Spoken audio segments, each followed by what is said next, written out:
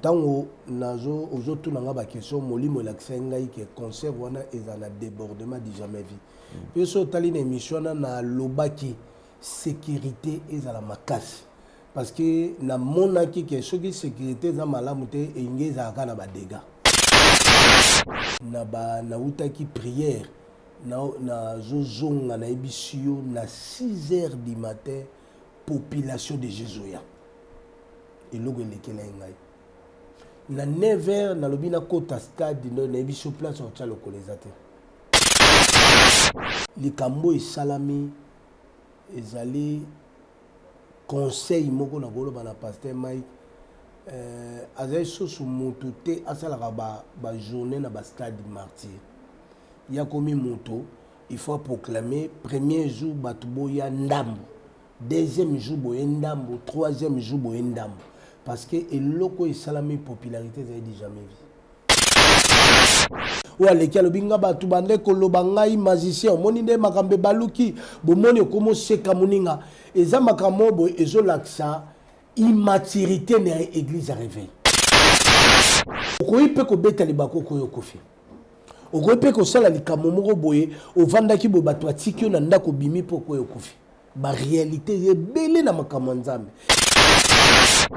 bo lukabo gravité yango ki aza magicien azo cultiste pour na bato bakufi nanya sali saka événement mutu musuku ta yaki fête na ko yakufi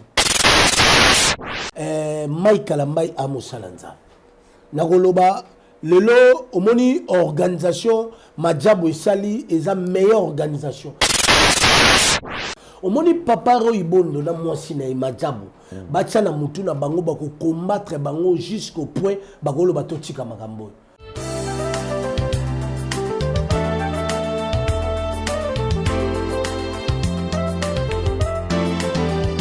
Vérité et réalité, votre magazine, mesdames et messieurs, vous nous suivez sur Nouvelle Tendance Télévision, culture d'excellence au rendez-vous. Nous vous transmettons les salutations de la part de toute la grande équipe. Gédéon est présent à la prise de vue, accompagné des Corneilles, et nous saluons la présence de Jordan Panzou. C'est comme ça que nous allons travailler. Mesdames et messieurs, parlons de la Fondation Ndélé au cœur de la nation, ainsi que l'orphelinat Famille du Cœur Christ Rédempteur. À travers cette opération, vous êtes sensible au cri de détresse, vous voulez soutenir les orphelins, les veuves, les démunis. Pensez à cette structure et certainement Dieu va tous nous bénir. Nous parlons plus en image et on se retrouve juste après. Tango nyonso molinganga nazalaki komona baninganga na baboti na bango nga ba parents bazate vinanga pasi. Est-ce que koko fait la baboti ezali sumu? Kozanga baboti est-ce que ezali sumu? Voilà, na kopesa bino message. L'orphelinat Christ Rédempteur. Et ana posa lisungi na bino. Tala musala munene zo sala pona bana. Tala musala munene zo sala pona bana oyo. Mokile tiki ebwaki. Mais nzamba termina nzelo orphelinat oyo pona ko encadrer bana oyo. Yaya lisungi na yo to ana ngoposa. 1 euro noto ana ngoposa pona mwana moko. Tango mwana moko allié nzambe ya bitike oya permettre ete na nzela no mwana alia akobosa na ote. Voilà message ya l'orphelinat Christ Rédempteur. Tu as besoin de sungi na bino. Ba numéro ezana se kota contact na biso assistance na yo et aux ali sungi pona bana. Que le Dieu des orphelins a bénir diama mutu nyoso ja ta likanisa ko sala quelque chose. Peu sali yango zamba pambola bino.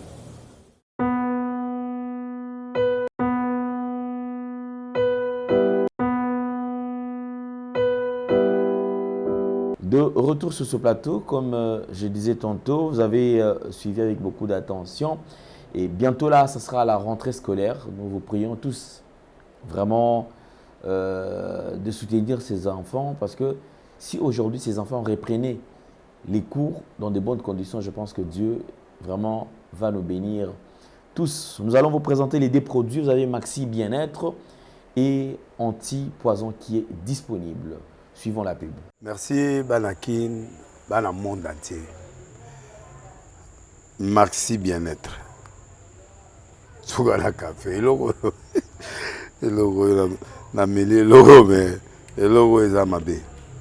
Il y a bien pour la panne technique mais kosalela ngo na ndenge ya mabe te salela ngo mpo na mama bacélibataire tolingi bino awa te so maka boma mokolo obala pota motu oyo baoproduire yango su te merci bien-être yango oyo luka yango benga ndeko na nga Alain Dele ye motu ayebi esika akofournir yo autant que tu veux $35 eza ebele na kati soki omelika moko deja oyoka bien bemoroïde banini tout ça bilialia bivandavanda mosala banini erepare yo système ya break erepare yo mpe fonctionnement ya break de break donc epesa so fonctionnement ya bien tokomi bacongolais congolais tozoganye bamatch ozwa badéfaite bapanne technique en plein match c'est pas bon zongela eloko oyo nga na sévité de dire surtout bapaster bolingi komela bimelamela boya awa bobenga mpenza Alain Dele na numéro na ye mpo bobenga mpo bozwa eloko c'est important traitement poison anti-poison yango oyo ne bao mosusu omeli yango avant okende obima omelamela yango ça 2 jours ata batieli eloko mwa cuire moko c'est bon oyo mpe anti-poison donc soko ata eza na kati elongola yango Alain Dele mikolo osomo nayebi te mindele yango bapesi biloko oyo bauti po biloko yango mpe eza ya solo mikolo oyo batiaka poison atoya famille te atoza problème na motu te jalousie kaka donc baproduit yango wana ya anti-poison oyo mpe anti-poison donc benga Alain Dele à partir na ye ayebi ndeni oya ozwa yango nzambe na nga pambola bino mibatela mboka ekomi bien te bato bakomi na jalousie oyo tozokomprendre desu te bana mike bazokufa mikolo bazokufa baotia na bana bebe bapoison donc toujours zala na ntina yo ndenge na nga na ndako c'est bon que Dieu vous bénisse. Merci. De retour sur ce plateau, on revient sur ces sujets parce que nous avons parlé de cette grande production, un grand événement qui était au Stade de Martyrs avec pasteur Mike Kalambai. La production a eu bel et bien lieu le 27 juillet. Je dis bien le 27 juillet. C'était le samedi passé. Les concerts, je pense que vous avez suivi les images. Mais ici, je voudrais quand même revenir sur un point. Pour ceux qui n'ont pas eu peut-être le temps de suivre, je voudrais quand même que nous puissions suivre un peu en extrait ces grands événements, cette grande production. Donc l'Explo Célébration avec Pasteur Mike Kalambai et on revient tout justement sur ce plateau.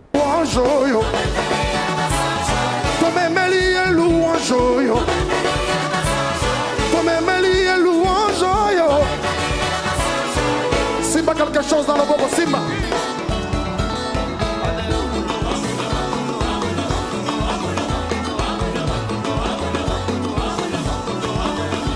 Simba quelque chose, Simba. Voilà. Hey. Célébrez. Kinshasa, célébrez. Milolo na yo ya nane. Asala nini bona yo. Mokoza sala nini bona yo. Ya yeso zala bona yo. Allez, tomemeli louange yo. Tomemeli louange yo. On y va. Tomemeli louange yo. Hey. Mon Dieu. Levez le main. Sauvez. Allez, l'homme de Pépa. On y va. Go. Le bout sur le. Hey.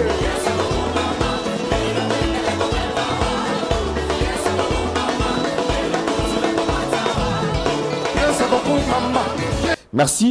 Vous avez suivi, je pense que concert Yangwana, concert Ezalaki. Avant, je voudrais revenir sur un point. Je pense que 2-3 mois avant, dans le Bana Plateau Oyo, qui pour la première fois, dans la musique gospel, Bona Sangisa, dans la musique Yambo Nabiso, tout vivre, concert, il y a qualité, concert public, il y a qualité à niveau. Son, j'ai parlé de son. Dans le qui son et que salama dans le stade de martyr et que quand sabato pour na live parce que mingi zala kaka live pour son simba et surtout au moins à côté yo donc bato simba son bazana c'est moyen bazala penda les exaté et tout ça. Mais nous avons vu avec Omadiabou Gospel place il y a prise de son likolo batie yango ba sécuriser yango po bato baza côté wana baza na facilité ya kolandela makambo surtout. Je parle deuxième point du podium. Dans le bas podium depuis maramba musique et banda na mboko. Donc vivre podium, il y a une norme internationale. C'est-à-dire podium aux une norme internationale. C'est-à-dire au pétage ali ko respecter ba condition aux ali na niveau international et non assez. Je parlais de la lumière. Alors que la lumière est causale. Na podium wana. Bandeko balanda ki en direct, je pense que va moni et ezala qui sur ce point-là, ezala qui réussite totale. Il y a eu un monde comme pas possible. Depuis nabanda au stade, depuis nabanda ko assister na ba événement na stade, nanu na mona batu ebele boyeti. Pour ceux qui étaient absents, je vous apprends que Stade de Martyr, heureusement que production et qui ils auront déjà à disposition, il y a côté écran géant libanda. C'est-à-dire écran géant libanda, le kola batu batonda qui na kati stade, batu bazala ki libanda, ba komi kota la concert na kati, c'est-à-dire na ba billet na bango. Na maboko pour bazwa ki accès à kokota na stade te. Ba ka na kati ya enclos, mais na enclos wana écran géant ils a mis nene. Ils ont permettre bango ba komi kota la concert ningi et bando salama na kati ya stade. Pour ceux qui ont pris part na Simaya Podium, les gens bazaki na Simaya Podium wana ba qui ebelé, c'est-à-dire production et là bango, c'est-à-dire podium mais ali bosu bino bozo koto ba bo prester Sima écran nyonso to na kangami écran. Donc boza kutu na souci te ko ba traiter to ba luka bo tozo mona te. Donc bozo mona bino moko. Ba to zaki mi panzi ba elle ba écran géant ezalaki ils ont permettre bango bata la spectacle ndenge ezo salam. En tout cas bravo na Madjabou. Bravo na pasteur Mike Alambai. Je sais que bandeko bele ba ke non te yazol ba pona nini. Je profite de l'occasion pour présenter mes sincères condoléances na ba famille nyon surtout les alliés éprouvés. Ba o nyon surtout ba perdre bandeko na bango na katia production oyo. Parce que moi je ne dirais pas le contraire parce que tout le monde est endoïqué, ba ko confirmer qu'effectivement il y a eu des morts. Biso to monaki juste bato o bazalaki ba s'évanouaki na katia stade de martyr. Mais lokola toza ba médecin te tozali habilité te ya kopesa koloba ke moto akufito akufiti. Mais lokola ba médecin bango mokonde balobi, nous on ne peut que s'incliner et effectivement nous présentons nos sincères condoléances. C'était un événement de taille et ça la rapasi comme on a motakendaki na concert akumisa Nzambe na place azonga na ndako nae azongité. Vraiment nous partageons ces moments douloureux na ba famille surtout éprouvée.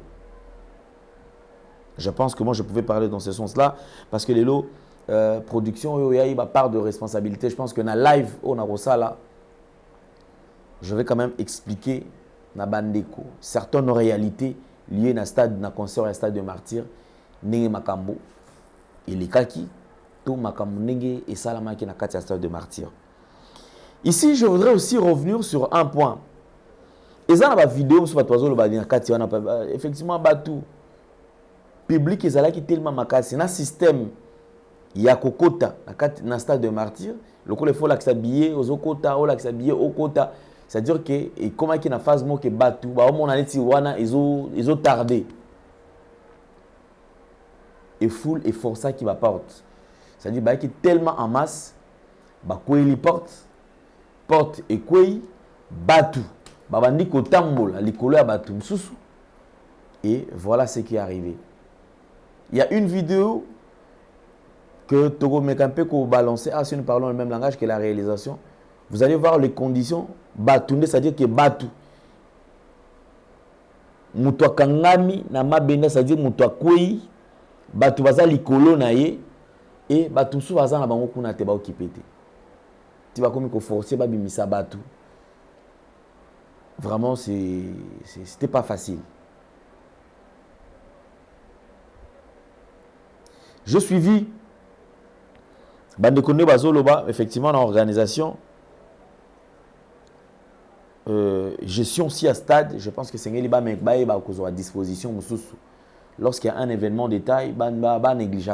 Pourquoi? Parce que lorsque Batoazia a loué stade, gestion et à stade, Basengaka toujours na batu, bazwa sécurité na bango.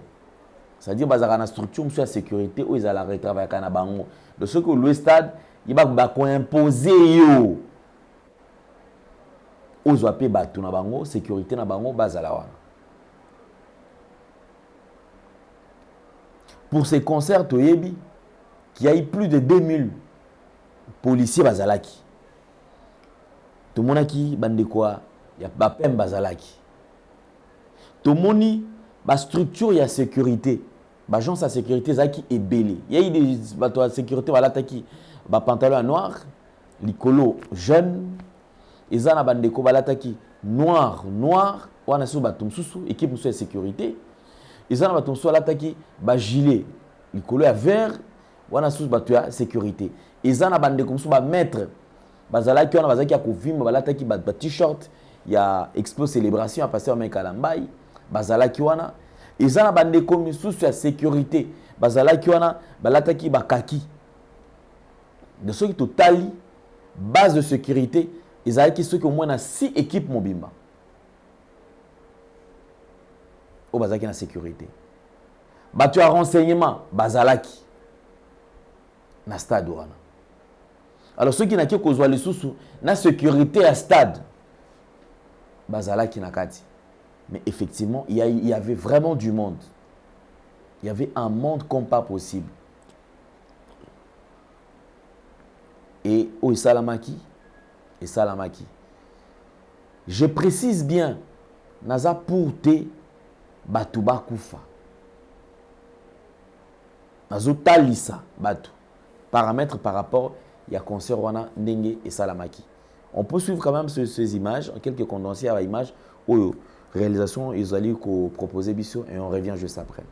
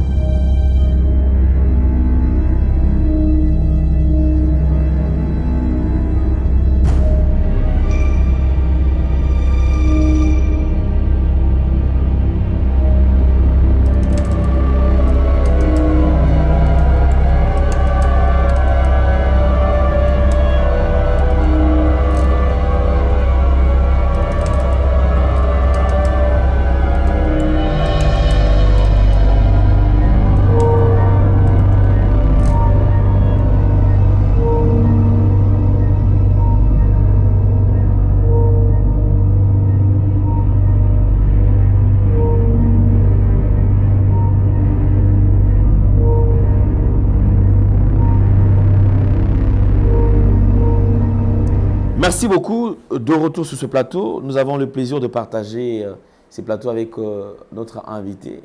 L'invité, c'est le prophète Ifaso, qui n'est plus à présenter d'ailleurs. Dernièrement, Toza Kinae, avant même concert.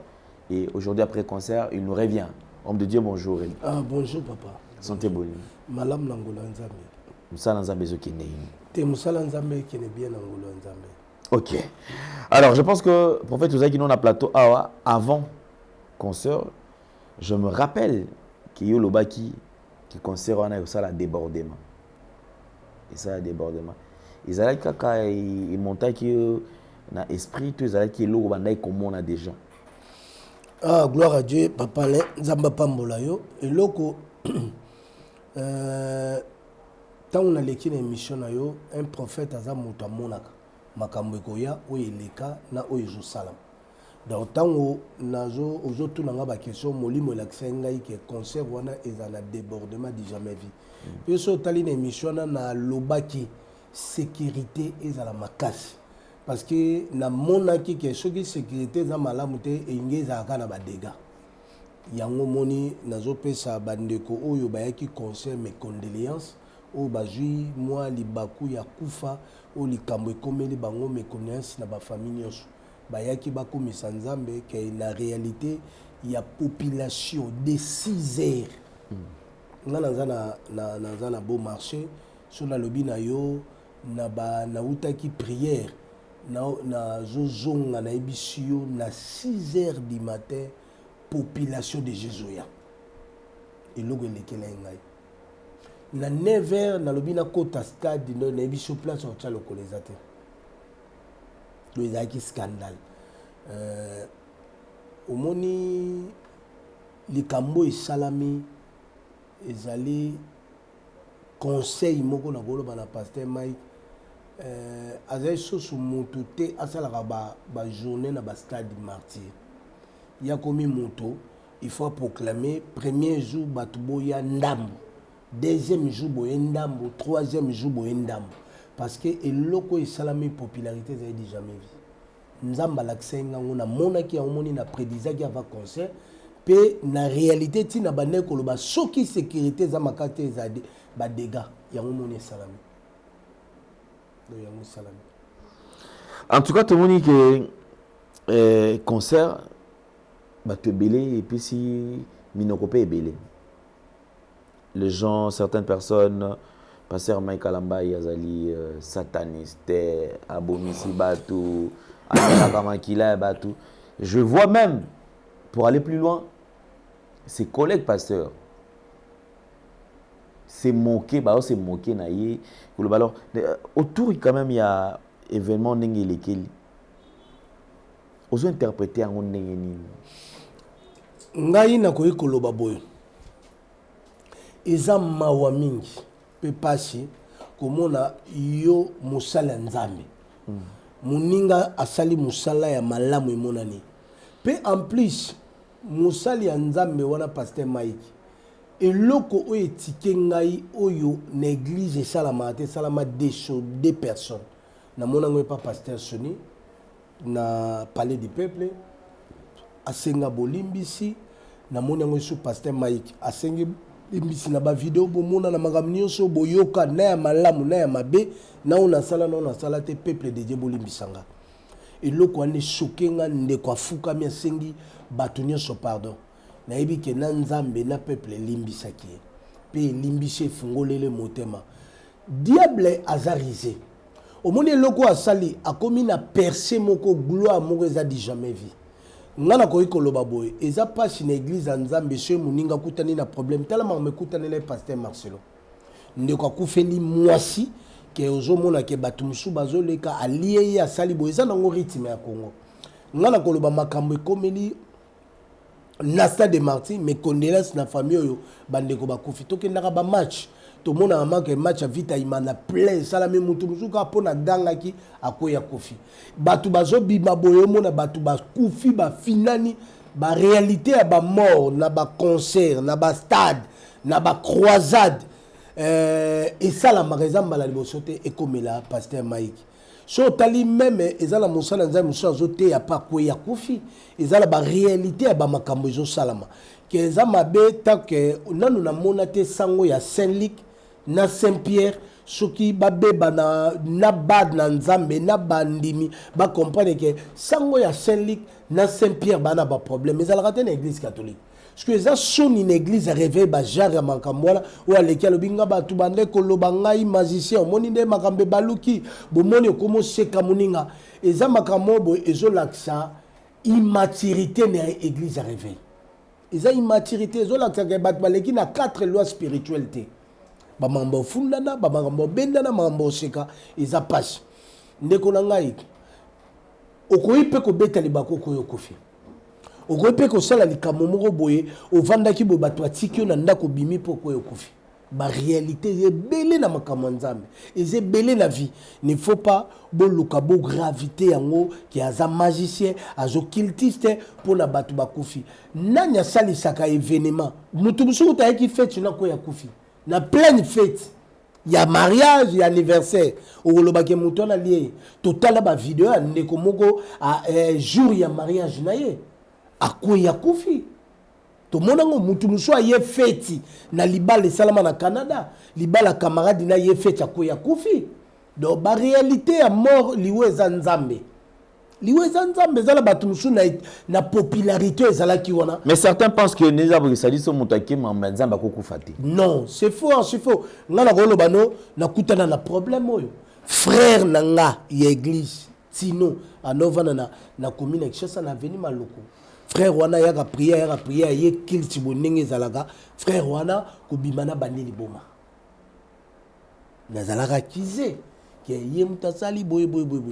Nabisi bande kone ba oluka na binaza na likambo te pe na yebi ya mote ke njoka nda ve événement na ndo peksa frère na bita mona obanga nza mes famille za la sorcellerie makasi bazoluka ba baby sabino 3 personnes beaucoup mama boma frère ayoka ineto atsa ayek église ki asala rane ba buzoba ke mukolo frère abandi liboma ezongelanga ke eloko ni nzamba sali après liboma ya frère après 2 mois ndeko ne musa bandi liboma après 3 mois musa bandi liboma lelo baza 3 maboma na famille siko bogolo bake batu bayo comprendre na ezalanga ngo prophète te ezalaki makambe utaki na famille na bon parce que azali frère oyo andeko linganga minga andeko ya kena makamna ndolo banando yo kate donc réalité ya liwa eza mystère ya nzambe ndeko Marie Misambo abimaka na ndaku na ye akiotala ba parents na ye avanda boye crise saleba ke l'hôpital akufi donc liwa eza ya nzambe liwa eza mystère moko ya nzambe ke eloko moko eza mabe pona nini église balingaka ko gravité makam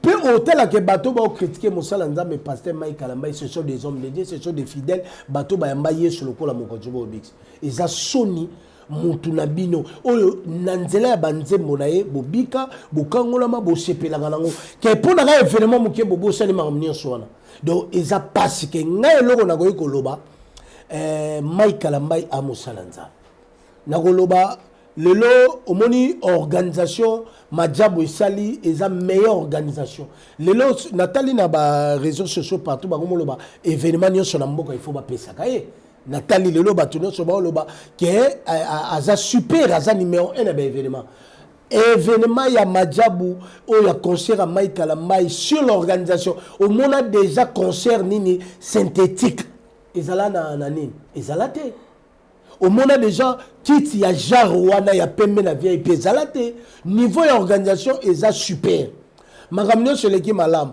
ke yeba mutu na mboko soko zo sala malamu sango na mutu na yo okozala kombati soko za ferme te ko laisser mais et le réseau comme ça il fallait atteindre la table par païen bitumba entre ba païen mais j'ai l'impression sur l'andé on a que ce sont les chrétiens qui se tirent dessus c'est-à-dire oazobeta oyo omituna siko bazowe la pe nini Christ azakaka ya batu nyonso te mboka oyo il faut yeba na Congo toujours vivre na problème omoni pas malgré malaria eza chronique na mboka oyo eza pe na motema mabe eza chronique mboko batu balingi batu a évoluer te muta sala eloko malonga te omoni papa ro ibondo na mwasi na imajabu bacha na mutu na bango bako combattre bango jusqu'au point bakolo bato tika makambo Adage moba français un gagnant ne lâche jamais, un lâche ne gagne jamais. Il faut continuer la mission nzamba pesi bango.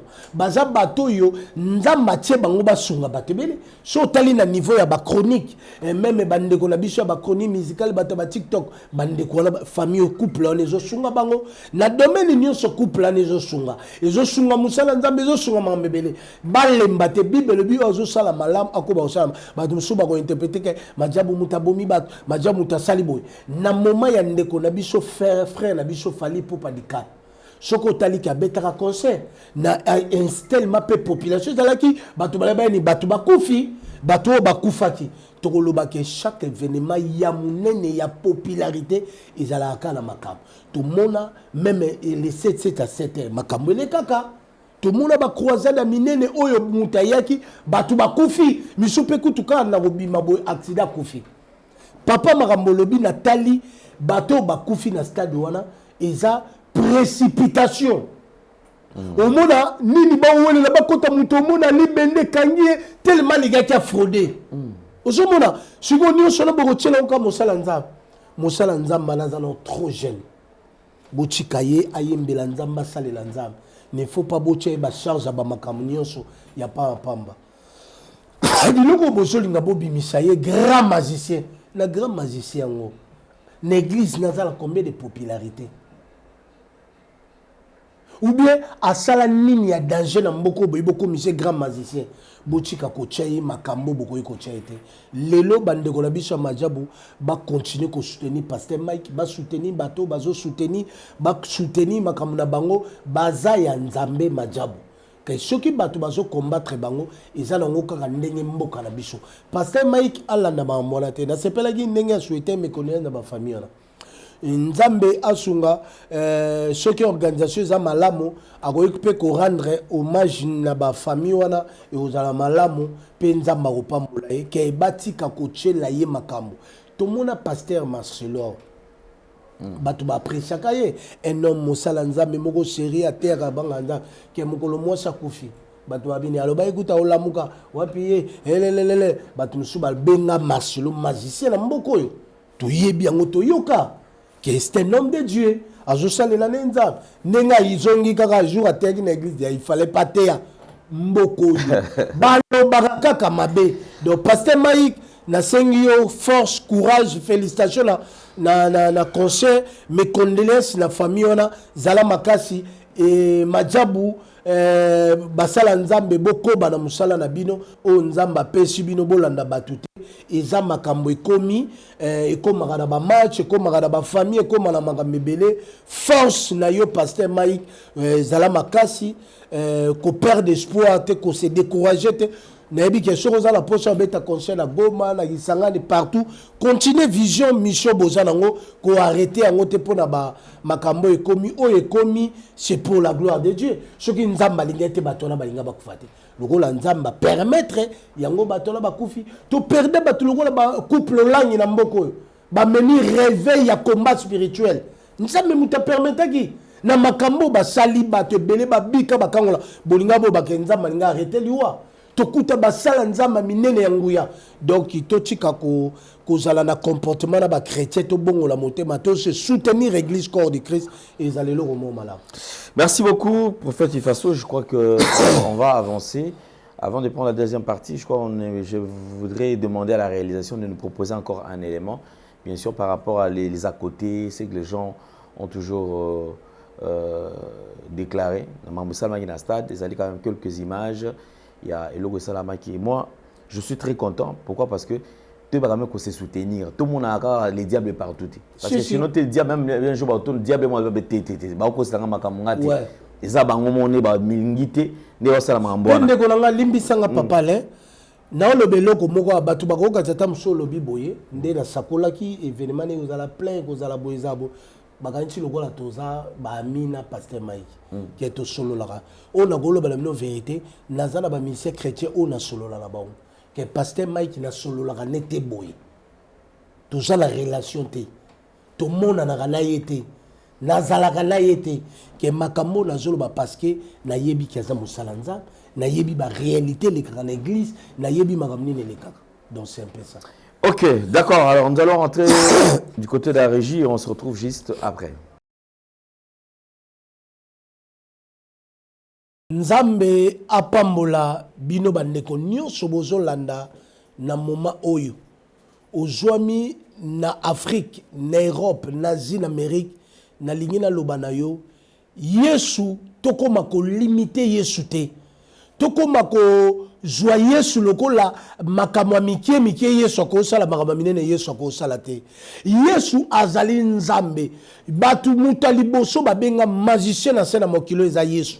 Atambola likolo ya mai, abikisa babeli, asekuisa bakufi, ba maladi babika, batu bele bazwa solution. Eloko na lingi na loba na yo, tangu ya bikamwa esila te. Yesu asalaka na tangu na Biblia, azo sala mona leloyo, abongwani te, aza lolenge moko lelo lobi libela la libela. Nzambe oyo ya miracle asonjaka te.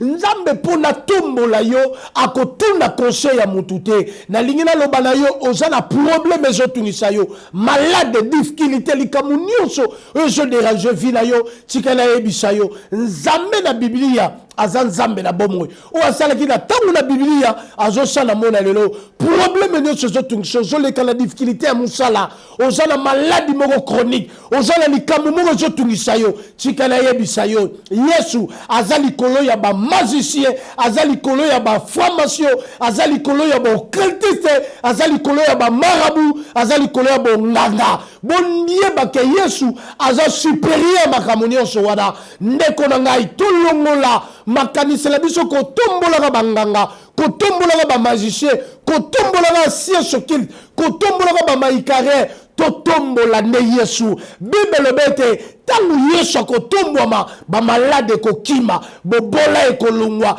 mikakata ekolongwa la biso. Onyoso za malade, oza la problème ezotungisa yo, yeba ke Yesu oya Biblia aza nzambe na bomoi.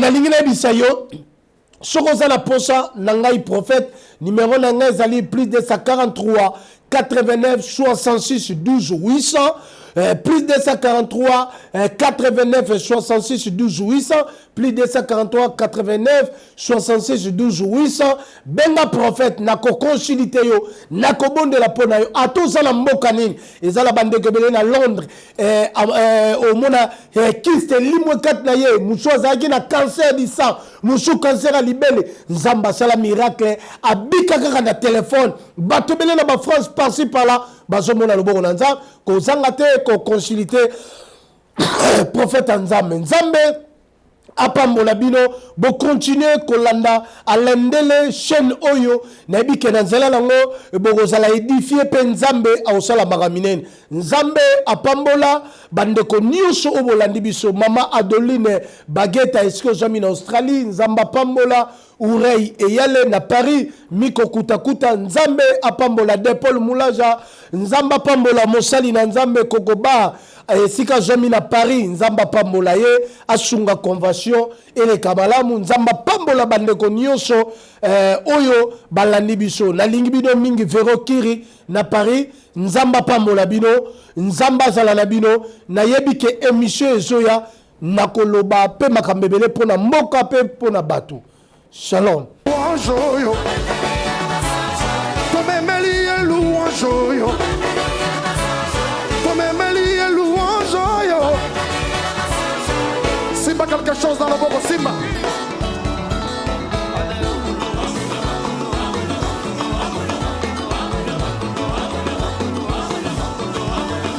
Simba quelque chose, Simba. Voilà, voilà, voilà, voilà. C'est le vrai, c'est le vrai, c'est le vrai, c'est le vrai. Kinshasa, c'est le vrai, c'est le vrai, c'est le vrai. Milolo na yo ya nane asala nini bona yo mokozi asala nini bona yo ya yesu zala bona yo ale tomemeli ya louange yo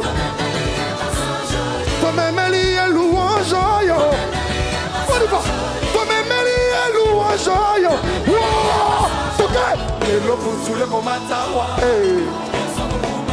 mon Dieu, levez le main, sauf